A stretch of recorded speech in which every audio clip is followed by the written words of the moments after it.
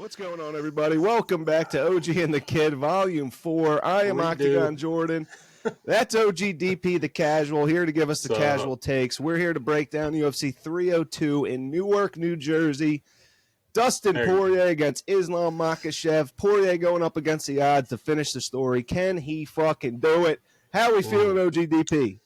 Good, good. You know, I have ties to Newark, Delaware, and Newark, New Jersey. New Jersey, of course, I married a Jersey girl, your mom, from Cape. Yeah, we went there last year for UFC 288. Cejudo and Aljamain Sterling. Remember that? We did. My Chinese girl, whatever her name is. Yan Xiaonan. Yeah. Yeah, remember you got us those great seats right behind that pole that we had to move, and it was like a whole thing, remember? Yeah, well, you know, I got better seats. I did. Card. I'm actually excited. I'm actually pissed off that we went to last year's card and we didn't get this card because this card's, you know, it's a little top heavy. It's not the best card of all time, especially coming off 299 and UFC 300, but it's a solid card. So, how excited? Well, the 288 card was going to be a better card, but the main event got canceled and they had to redo it.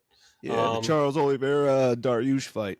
I am very excited about the card that I just found out about. So, well, let's go. We got to get your record up for the casual people out there. You're not representing very well. I think you're like 2-20 on your predictions.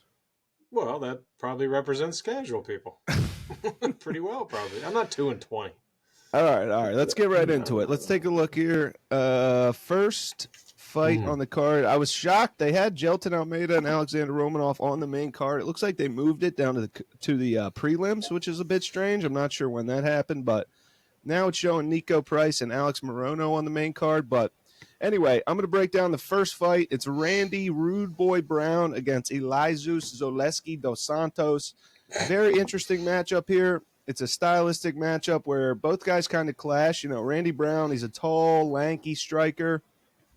Likes to keep it on the outside, likes to kind of use the jab, stick and move, use the kicks, utilize that length advantage that he has. He's not really one to get grimy, you know, to make it a dog fight. You never really see him in a dog fight like Dustin Poirier or Justin Gaethje. He likes to keep it neat. He likes to keep it clean. You know, sometimes he'll find the knockouts. Last fight against Muslim Salikov where he just hit him with a clean 1-2. You know, he's very clean. And when you look at Zaleski does whoa, OG. What we got there, huh? We're getting rowdy. We got dogs. Well, there's a couple of dogs on this card, so it's perfect. But Santos, he's a brawler. He's very physical. He likes to push his opponent up against the fence, get him in the clinch, use elbows, use dirty boxing. Anything he can do, he will do. He's got a array of different attacks. You know, he's got the Capoeira style where he does the spinning back kicks, the spinning back fist, the heel kicks, everything. This guy can do any technique in the book. So it's a great clash of styles. It's interesting. The odds are close. They got Randy Brown as a slight favorite, which I thought was a little bit strange. You know, I know Zaleski dos Santos, he's been inactive. He's getting up there in age. I think he's 38 years old currently. Randy Brown's a lot younger than him, but I just think the way these guys match up stylistically, I think Zaleski dos Santos is going to be too physical for Randy Brown. I think he's going to make him uncomfortable, similar to what JDM did to Randy Brown. He's going to get in his face, push him up against the fence, and just get real physical. And I don't think Randy Brown likes that. I don't think he likes getting hit. I don't think he likes taking damage. I think dos Santos is going to be too much of a dog for him in the octagon. So I definitely got Zaleski dos Santos here. Most likely TKO, late third round. Yeah, that's the pick. Dos Santos. What do you got, OG? Well, that makes sense. He's I'm looking at the win by, and he does actually win by KO or TKO 58% of the time. Yeah, big Brown guy, no pun intended. I was going to say, whoa. Well, the Brown guy is Mr. Brown. That's Mr. Brown to you. 39% by KO or TKO. So, although he submits people, is he more of a wrestler guy, Brown? He's just very lanky, so he can get a number of different chokes with his long arms. But the other guy's only 13%. Why are there so many Brazilians? There's not many Americans, but why so many Brazilians? By the way. You know, Brazilian Jiu-Jitsu, Royce Gracie, he's a pioneer of UFC and MMA. He came from Brazil, and, you know, they don't have a lot of economy out there, OG. So, you know, people that don't want to work in the mills and work at tire and Rubber. car shops, they like to get into fighting. Or sugar cane. Sugar cane. Sugar But yeah, cane. no, and Sean. they're just aggressive people. If you disrespect them, if you give them a low tip at a bar, they're going to smack the shit out of you. Now we're generalizing, but I know. I'm going to go with that guy too. He looks a little meaner. I like the name, and this whole KO TKO thing. What's his name? Who are you going with? I'm going with Santos. Alezu Zelensky dos Santos. Two Santos. I'm going with the two Santos for the W and a KO, not a TKO, but a straight plywood boarded KO, baby.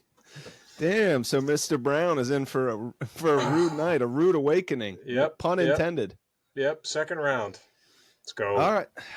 Cool. Book us both for Elijah Zaleski dos Santos. Next fight. Kick us off, OG. What we got here? Okay. This is the one that was supposed to be Jelton Almeida Romanov, but they switched it last second. I'm not sure if this is official. I just said we got maybe because they're two Americans. They wanted to get some Americans in there. So we got Nico Price and Alex Morano. Let's see. Couple white dudes. Matchup 24-9. That guy's had a lot of fights. 15-7. Oh, that guy's lost a lot of fights. Nick Price has lost 7 fights. The other guy lost 9. What's the odds here? The one guy looks like he's 2-1 underdog. Okay, Morano's the is the you favorite. went underdog in the first fight. I know you're Mr. Underdog. You're always chasing the dog money. You always want that breadski. You always want to, double up your cashola, but we need better analysis. Case, I'm looking at the pictures. The Morano guy looks a little doughy, and I usually go with the ripped guy, which is Nico, but I'm going to do like a George Costanza tonight, and I'm just going to do the opposite of what I'm feeling. So is that for every fight or just this one? Well, it worked for Costanza. It's true. I'm going to go with Alex Morano because he is doughy looking. How about that? That's my analysis. All right. And he's the favorite. And he's the favorite. But, hey, there we go. Yeah, no, I mean, that's been the story of Alex Morano's career. He's always not really had the look of a good fighter. He's always been a little doughy, as you say, not very intimidating. But, hey, the guy wins fights, He doesn't win every fight. He's on kind of a skid right now. He looked terrible against Court McGee, even though he got the decision win. He got KO'd by Ponzinibbio. He lost to Joaquin Buckley. But he typically does beat guys that are lower level, guys that aren't the upper echelon. So Nico Price is a guy that Morano typically does beat, which is why he's the favorite here, which makes sense. Nico Price has had a very strange career. He's got flatline KO'd numerous times. He's coming off a KO to Robbie Lawler, who was 42 years of age at the time and retired right after the fight. So that's not a good look. He's had a lot of injuries. He's kind of hectic out there. It doesn't seem like he ever has a game plan. But again, Alex Morano, he looked good a little bit earlier in his career. Recently, his recent performances, he hasn't looked that great. His last win was kind of blah, just kind of how he looks, like you said, doughy, just like kind of blah type of dude, not really good looking. Why would they move this fight up like that? I don't know. I'm completely confused. We could be completely wrong. It doesn't sound like good guy. Like it sounds like they're just average dudes. This could be incorrect. I don't know why they moved, because the Jelton Almeida Alexander Romanov is number 7 versus number 13 in the heavyweight division with potential number 1 contender stakes. Yeah. So I don't know if, this isn't updated or whatever, but regardless, this fight, in my opinion, it's a pick'em fight. Neither guys look great. I know Nico Price has a questionable chin, but Alex Morano doesn't really have KO power. He's mostly submission, so I could definitely see Morano submitting Nico Price, but fuck it. I'm going to go Nico Price with some wild-ass KO, maybe spinning back fist. I'm thinking maybe another up kick, Alex Morano gets on top, Nico Price in full guard, and he just cleans his clock with an up kick, heel to the chin. Morano goes out cold as hell. Cold as ice, baby. So give me Nico the hybrid Price with some nutty-ass KO. Book it, lock it, put it in. Let's go. Wow, he's got a terrible mustache. I think that's a mustache. But, all right, well, we were on the opposite sides of that one, but I'm yep, Uh, Alex Morano, baby. Let's all go. right. All right, next up. So we got Kevin Holland, Trailblazer, Big Mouth, whatever you want to call him. We saw him. We We saw him saw in New him. York, He didn't was we? fighting Michael Venom Page on the 299 card. He lost, Oh, but he's still ranked number 15. He's fighting Mikhail Oleszejczyk, a Polish guy. hmm. And yeah, Kevin Holland, he has Dana White privilege 100%. There's always an obligatory Kevin Holland matchup on these pay-per-views. I really don't know why. The guy keeps losing. Lost to Jack Della Maddalena, lost to MVP, lost to Stephen Wonderboy Thompson, loses to everybody. He got stopped by Hamzat Chimaev. He has a couple good Was wins. He talks a lot. He's in close with Dana White. They exchange Jordans and sneakers. I think he buys Dana a lot of sneakers. So, he gets some Dana White privilege, let's just say, and they're giving him a decent matchup here. It's up in weight. It's at middleweight, 185. Mikhail Oleszejczyk, he's a That's tough-ass bigger. dude. He's got the Polish power, but that's pretty much all he brings to the table. He's a good striker, and he's tough. He's not going to be one of those guys to wrestle Kevin Holland, which is really Kevin Holland's Achilles heel is the wrestling, the grappling. Oleszejczyk's not really going to do that. He's more of a brawler. He likes to make the fight dirty. I think this is a good matchup for Kevin Holland. He can keep it clean. He can stay on the outside and pick his shots against Oleszejczyk. We've seen Oleszejczyk get hurt to the body. He seems weak to the body, so I'm sure Kevin Holland's seen that in tape. He's probably going to go to the body with some hooks, then go upstairs and just clean his clock. I think this is a tailor-made matchup for Kevin Holland. I think the UFC knows exactly what they're doing. Giving him a matchup that he can win. They like him. So, yeah, easy pick for me. I'm going Kevin Holland, second round KO. What do you think, OG? Wasn't Kevin Holland at the Newark one too? The 288? Was he? No.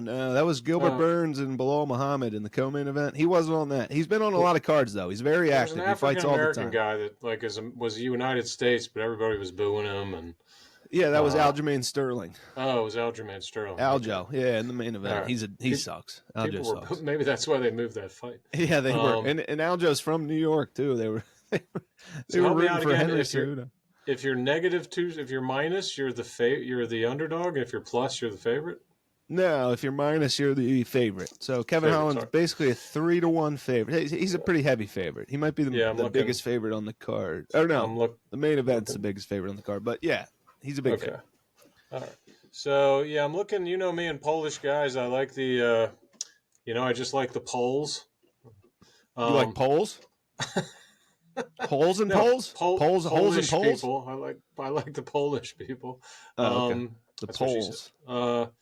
But I usually go that way. But I don't know. After your little diatribe there, you're making Mikel seem like a flower. No, he's tough. He's a tough ass dude, but I know. he's But you're not saying versatile. this is like not even a match here. But they have it pretty high up on the match. I'm looking at That's because they jerk significance. off Kevin Holland. They fucking love Kevin Holland. I'm not Yeah, sure. but I don't Maybe think he's Dana White is Dana White really that like he's that yeah. like They exchange easy to just sneakers. Yeah. what does he need sneakers for? He guy's a billionaire. Isn't it? Somebody give him sneakers. Gives a Kevin shit. Holland's lost like 4 in a row, and he's on a pay-per-view against some scrub-ass guy. Well, Oleszejczyk's can't- not a scrub, but still. Man, He's see, the feature fight. He's the third to last fight on a that's pay-per-view. what I'm saying. After I like know. losing 3 fights, Kevin Holland. This guy gets so much privilege. It's insane. All right. Well, I think I was going to do the George Costanza, but I'm going to stick with the Polish guy. I'm going to go with Mikel, just strictly because he's Polish. Yeah, it's not He impossible. KOs. He does more KOs. I mean, the Yeah. odds aren't great. He's a dog. He takes a lot of damage. He's not easy to get out of there. No, but I mean, 25-11. God, this Kevin Holland has fought a lot of fights. Yeah, he fights Um, all the time. That's But they both lost their last fight. How did Yeah. Kevin Holland lose his last fight? How did He lose? lost to MVP by decision, but he got his ass kicked. I mean, if And then he has a great Mikal? chin, if he didn't have a great chin, he would have got KO'd. He would have been 100%. out. Oh, All right, fuck yeah. I'm going with Mikel. I'm going to stick with my this is my my bias towards the Polish fighter. So I'm going to go with him. He's my pick. All right, cool. That's not a bad pick. It's honestly not. It's just Yeah. depending on how the fight goes. If it's a clean fight, Kevin Holland's going to win. But like I said, if Mikhail Oleszejczyk can make it dirty, push him up against the fence, frustrate him, he could definitely win. So it's not a terrible pick. All right, well, that's my pick. Anyway, so the two biggest fights that everybody wants to hear about, OG, we got the co-main event and we got the main event. This is, basically uplifting the entire card, making the card. It's your turn for the co-main event. What do we got here? Well, we got Sean Strickland against Paulo Costa, another Brazilian. My boy Sean is an American, but you know what? I don't even need to. I open these pictures here, and this Paulo Costa looks like a friggin' model. Yeah, he's a beast. That is Ronaldo, but jacked. Yeah, my girlfriend's got a crush. We call her Paulo, Riley's boyfriend or Riley's boyfriend. Yeah, so. Oh yeah, Paulo Riley's boyfriend. Yeah. He's just too good looking. I can't stop staring at him. So he is. Paulo's my guy. I don't even have to look at this thing. He's 14-3, so he's newer. Looks like you do like those Poles. You do like those Poles. You said. Yeah, so. Well, I mean, but he's not Polish. He's Brazilian. But his name's Paulo. Polo. Paulo, Poland. So I'm gonna go with this guy. He hasn't been beat up as much. I guess he's an up and comer. Is that what he is? I guess. Not really, but he doesn't have a lot of fights. Sean Strickland is a former champ. He beat Adesanya last year. But this Paulo guy wins 85% of his fights by KO or TKO. Yeah. So his fight time is 4 minutes less than Sean Strickland. So, but he's a plus two. He's a plus 200 underdog. That'll be your third underdog pick if you pick him. I'm a casual, watcher, but yeah, very true. This guy's a good looking dude. So I'm going with that guy. Sean Strickland probably looks tough. Looks like I usually pick the Americans if I can, but in this case, I'm going with my boy Costa, baby. Costa for the KO. No TKO, KO. Third round. I like it. Yeah, so this is an interesting stylistic matchup. Very interesting. Sean Strickland, I mean, he's fairly boring. Let's be honest with it. I mean, is he? His fight against Imavov, no one remembers a single moment. His fight against Cannonier, no one remembers anything. He lost that by decision. His fight against Dricus for the title, yeah, it was a back and forth, questionable decision, but there was no big moments out of Sean Strickland. You know what Sean Strickland's problem is, OG? What? He always talks this big game in the press conference. Oh, we're going to fight to the death. It's going to be a bloodbath. And he's Mr. Defense. He's Mr. Defense, and he pumps the jab out. He never gets hit. He likes to move away and swivel his head, which is great for brain damage. That's awesome. I'm sure his girlfriend at home is very proud of him, but that's why most of his fights are fucking boring. I'm going to be honest. Most of them are boring as shit. There's not many Sean Strickland highlights outside of the Abus Magomedov TKO because he gassed out. For some reason, though, I think this stylistic matchup suits perfectly. Yeah. Put the bear down, OG. I got to get serious here. I think they put him in the second to last fight, so it must be. Well, yeah, he's a former champion. He just lost the belt. He beat Adesanya last year. Israel Adesanya. He beat him by decision. He's the last guy to beat him. Yeah, he's the last guy to beat him. But I think it's a perfect stylistic matchup because, like you were saying, Paulo Costa is a move forward type of fighter. He's a volume, get in your face type of guy. Strickland's more back foot defense. So I think Paulo is going to be the one to push Strickland to an exciting fight. And I also think that Strickland's going to be pissed off that he lost that very close decision to Dricus. He lost a very close decision to Cannonier. And he's losing these very close decisions because he's so defensive. So the defense, obviously it's great for not getting hurt and, staying in the fight, this and that, but it doesn't score you points, OG, when you're very defensive. Yeah, it says here, says on the area, what is it? Significant strikes, defense, 62%. He does defense. Yeah, he's got some of the best defense. He barely gets hit. That's why he doesn't take much damage. But at the end of the day, you don't win fights with defense. So nope. I think he's pissed off that he's been losing these close decisions. I think he's going to come in here with a different fire, and I think it's going to be a great fight. And it's a 5-rounder. I've been going back and forth on it. A lot of people are picking Strickland because Costa's pretty basic. He's a big jack guy, like you were saying. I know you got a hard on for him. Your pants, you got the poles and holes going on. But whoa! He's a married man, 37 years. Paulo Costa is very basic. He likes to push his opponent up against the fence. And he likes to wing crazy hooks to the gut and to the face. That's pretty much it. He also has some spinning. He has some good kicks, some head kicks. Ooh. Does he have the spinning Superman knee jump? He has a spinning heel kick that he hit Robert Whittaker with in his last fight, and he hits everybody with a head kick. He hit Vettori with a head kick. He hit Romero with a head kick. And he also has the secret juice as well, which I have right here. I feel like you're going Costa. OG, I got the secret juice, bro. I got the secret juice. Nobody knows what's in the secret juice, but I found out. Costa, I DM'd him. I asked him what's in the secret juice. You know what he said, OG? You know what he fucking said, OG? I don't know what he said. It's Pinot Noir is what he said. Okay? What he said that's the secret juice. Pinot Noir. Wine. Okay? That's the secret sauce. That's the secret juice. I thought it was going to be tequila or some manly drink. I think Paolo's got a case of wine, Napa Valley, sitting in his hotel room, and I think he's going to take Sean Strickland's fucking head off. Let me chug this real quick. Conor McGregor is laughing at, whoa. You're supposed to sip that. That's what we do, OG. That's grape juice. No, it's not wine. Well, yeah, it actually is. Conor McGregor is laughing at this guy drinking wine. What's Conor McGregor? Whiskey? What's he got? He's whiskey and Forged Irish Stout. Yeah. And he's getting ready for his Michael Chandler fight in a month. And he's still drinking. He's out at the club. He has his girlfriend licking his body on camera. That's because he's going to get... I saw that video, actually. Yeah, he's getting ready. He's getting mentally ready for Chandler. He's going to get his ass kicked. He's getting mentally ready to get paid $50 million or some shit. And Chandler's a fucking psycho. But that's for the next OG and the kid. So that's a preview.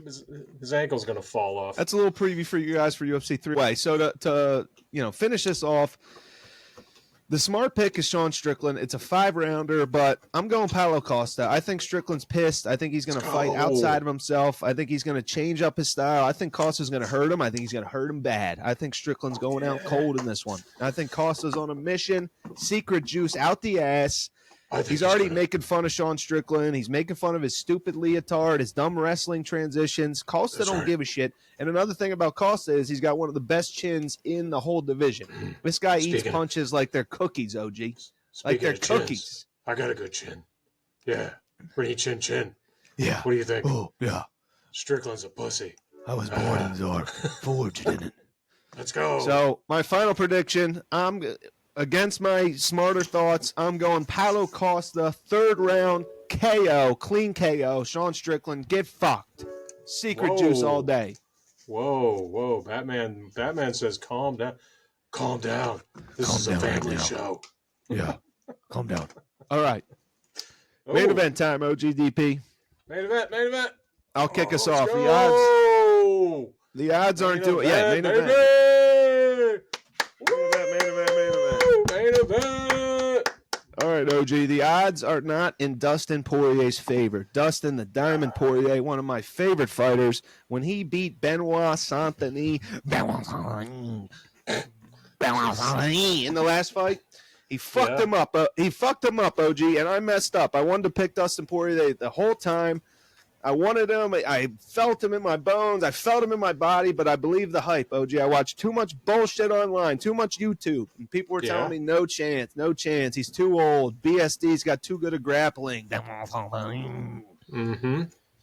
And look what happened. Dustin Poirier wins. But unfortunately for him, he's going up against the pound-for-pound #1 fighter in the fucking world, Khabib's protege, Islam Makhachev. Yeah, what are we even talking about here? Did you see the win, the record? The guy's got 1 loss. Should I say it again? Islam Makhachev. All right. And unfortunately for Dustin, it's a terrible stylistic matchup. Islam is amazing with the Dagestani wrestling, submissions out the ass, submitted Dan Hooker in the first round, submitted Drew Dober, submitted TKO'd Bobby Green, submitted Charles Oliveira, knocked out Alexander Volkanovski. I want to pick Dustin Poirier, but I just wouldn't feel right for the viewers. You know, I can't pick Benoit Saint-Denis to beat Dustin Poirier via grappling and then pick Poirier over Makhachev the next fight. It just wouldn't make any sense. Everybody would be confused. Why did you pick BSD, but you're picking him over Islam? It just doesn't make any fucking sense. So I'm going Islam Makhachev. I'm going second round, rear naked choke. However, I am going to be rooting my tits off for Dustin Poirier to what? I don't know, some kind of rear choke with your tits off? What the hell? I'm going to be rooting my face off for Dustin Poirier to finish the story. This guy's been around for years. He's fought everybody, and I'm dying to see Dustin Poirier win this fight. I like Islam Makhachev. I'm a fan of him. I like him a lot. But I want to see Poirier finish the story. He's fought everybody in the division. Justin Gaethje twice, Conor McGregor twice, Eddie Alvarez twice, Khabib Nurmagomedov. He's fought fucking everyone. Dan Hooker, Benoit Saint-Denis. He's fought them all. So I'm going Islam Makhachev, but I'm rooting for Dustin Poirier. I got the hot sauce right here, OG. This is the KO edition. And you know what? Before you make your pick, for good luck, I'm going to just eat so much of this, and my mouth's going to be hot as shit the whole rest of the episode. That's ghost pepper, right? Ghost pepper, KO edition, but it's good luck. We're doing it for we're doing it for Dustin. I just splattered it all over the fucking place. Look at that. On the mic? Look at that. Ghost pepper. Oh, God. You're up. Oh, that's terrible. Woo, that's good. Woo, that's spicy. No, thank you. Well, that was a bit of a cop-out pick. You picked Islam, but you want Dustin, and I'm picking Islam. That's my official pick, but I'm rooting for Dustin. All right. Woo, my mouth's on fire. I am picking Islam. Just, I mean, he's 25-1. I don't know much, but I know if you're 25-1 in the UFC, that's the best record on all these podcasts that I've seen. Well, you picked against Poirier last time, and that bitch in the ass. Yeah, whatever. But this guy's 25-1. Plus, he's from Russia. He's pissed. He's cold. His life sucks. Other than do you know who Khabib Nurmagomedov is? Yeah, I know Khabib. He retired. He was the best guy ever. Yeah, he beat McGregor. Khabib is his best friend. Khabib's going to be in the corner, the eagle. Yeah, he looks like Khabib, if I'm not mistaken. Right? Dark hair with a beard. Mouth's on fire.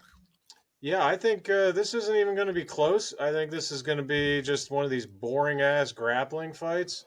That's my thought. Looking at the stats, looking at how he wins by submission, mostly. Submission and decision, meaning he's just grappling the whole damn time. Only 20% of 26 fights, only 20% by knockout. So it's just he's just gonna tire him out and squeeze him and just kind of maybe submit him. So Benoit Saint-Denis took Poirier's back, but he gassed out. But I think Makhachev can do it. Islam's not going to gas out. No, that's my guy. Easy pick. Easy. This is my easiest pick ever. He's minus Islam, 6. Baby. He's minus 650, bro. Islam, let's go. You act like you're picking some groundbreaking pick. He's minus 650. Whatever. That's my pick of the week, baby. All right. What round? What round? What? It's 5 rounds. What round? Boring. He's gonna like wrestle and shit. It's probably the 4th round. 4th round. All right. Geez, you're giving him a lot of time. Well, he's just gonna lay there and do all that boring crap. But that's good. If you're a fighter, that's what you should do. If you're good at it. All right. So your official pick is Makhachev submission 4th round. Easy. That's my lock of the week, baby. Lock him up. Lock him up, baby. All right. Just to quick recap it up. Randy Brown versus Dos Santos. We're both going Dos Santos. Nico Price versus Alex Morono. You're going with the favorite Morono. I'm picking the underdog, Nico Price. Let's go. Kevin Holland versus Mikhail Olashaychik. I'm going to Kevin Holland KO. You got Olashaychik, the Polish guy, poles and holes, plus 230. Shake it off. Then we got Sean Strickland, Paulo Costa. You think Paulo Costa's hot as shit, so you got a hard on. You're picking Paulo. Paulo Poles Costa. I'm also going Paulo Costa. He's prettier than Tom Brady. And then we both got Islam Makhachev in the main event. Pick. But That's last easy. thing I want to say, I want Dustin Poirier to finish the story. It's been written in the stars. You keep talking about? I don't understand. What's the his story? His coveted career, his long career. He's been in the UFC since he was 20 years old. He's fought everybody, Dad. He's beat Max Holloway twice. He beat Conor McGregor twice. He's fought for the belt. He's going to retire?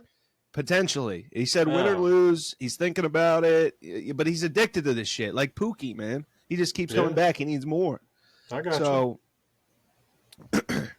Yeah, he's addicted to fighting, but still hot from your ghost pepper. Yeah, he's addicted to fighting, but he's got a kid, he's got a wife, but like I said, He's a dog, man. If I'm ever in an alleyway and I get jumped by 5 dudes, the only person I'm picking is Dustin Poirier. The guy's a dog. He doesn't fight like a bitch. He doesn't grapple. He's going to go in there. He's going to try and make it dirty with Islam.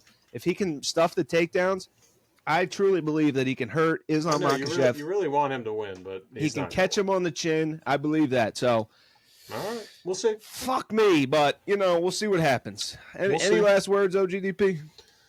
No, I think that was, I think I'm going to do good this week. This is going to be my best week. That's my prediction. My other prediction is this will be my best week ever. Yeah, 5 for 5, you think? 5 for 5? No, I think 3-2. That's ass, bro. That's my best week ever. And you picked Makhachev minus 700, so that's really 2-2. Oh, no. Doesn't matter who. You can pick the favorite. It's fine. All right. I think we're good. We'll see y'all UFC 303, Conor McGregor. Have a great weekend. Let's go! Newark, New Jersey, OG. Newark, New Jersey. Peace out, A-Town.